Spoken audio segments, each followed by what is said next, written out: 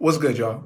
Last night I received some horrible news that even took me a second to really process. In a nutshell, one of my classmates from Virginia State University, an American educator who has been working in China, has been left behind to fend for themselves along with other African Americans, while the US government has airlifted all other government workers and citizens out of the same region of China. No, I'm not reaching. This is not a drill. Black lives are currently in danger and you already know the vibes. Protect Africa and Africans at home and abroad. We keep that same energy year round and this ain't gonna be no different. On April 17, 2020, Dr. Z received an imperative message from an HBCU alumni. For her protection, we can't disclose her identity due to the Chinese government restrictions on how information flows in and out of their country, and we haven't heard from her in the past 48 hours. Her family is in fear for her safety, but we have to spread the word. She was rounded up in another province and forced to go to Guangzhou, China under the threat of losing her job and being subject to Chinese law for disobeying. Guangzhou, China is a province with the largest concentration of people of African descent. This by itself raised endless red flags to me, so I had to get on the line with the team so we can get more information. Come to find out, in 2018, the US government evacuated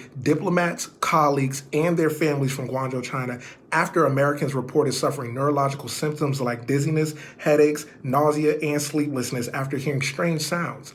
Again, this is not made up by me. I just read it in the New York Post. The link's in the bio. They did not return to Guangzhou, and there are absolutely no government workers in that region, only contractors. In January 2020, 3 months ago, the US government placed US diplomats and their families under ordered departure from China amidst the rising COVID-19 infections. They chartered planes with medical personnel aboard to care for infected citizens and even sent a letter out to American citizens in China offering them seats on the plane to come back to America. Americans all over the world are being brought home right now, according to the Twitter feed of the Secretary of State, Mike Pompeo. But for some odd reason in China, a good portion of the African Americans in that region did not get the memo. Wait, you trying to tell me the government brought Americans home from every continent, whether they work for the government or not, and left behind the black people in China? Yes.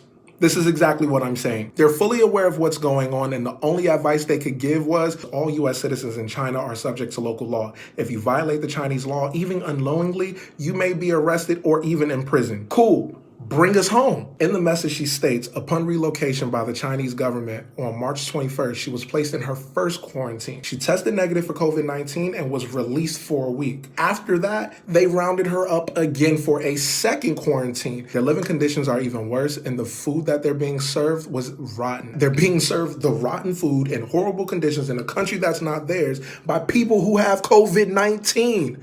What sense does this make? I thought the US government and Secretary of State Mike Pompeo said that the State Department was doing everything in their right to bring Americans home. She and her black colleagues are American as well, Michael. Bring them home. Her company refused to put in writing that they are aware of groups of black people, no matter their nationality, are being retested and held for additional weeks. If we're not successful in bringing awareness to the situation, our brothers and sisters will not make it home.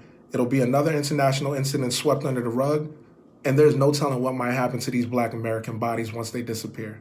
Other African countries have also been trying to remove Africans of any nationality from China in wake of these multiple instances, but for some odd reason, our government isn't taking action to work with China to ensure the safety of Africans at home in America and abroad there in China. We need your help. Hey, you left some human beings behind and their lives are at risk. I know for sure if this was me, I'd want anyone with a heart to aid in my rescue because I've seen plenty of footage of the treatment of black people in China, and this ain't it. I've attached the full audio clip that she sent Dr. Z so you can hear it for yourself in the description of the video below. Social media has revolutionized the way that we communicate with our elected officials and how fast they take action. We're just asking for everyone who views this to simply push the share button and tag your local politician via Facebook and Twitter. It's election season and the perfect time for these officials who claim to have the best interest of every American at heart to prove it. Black lives matter right now and they're at stake. Like anything in life, I don't care about your words, I want to see that action.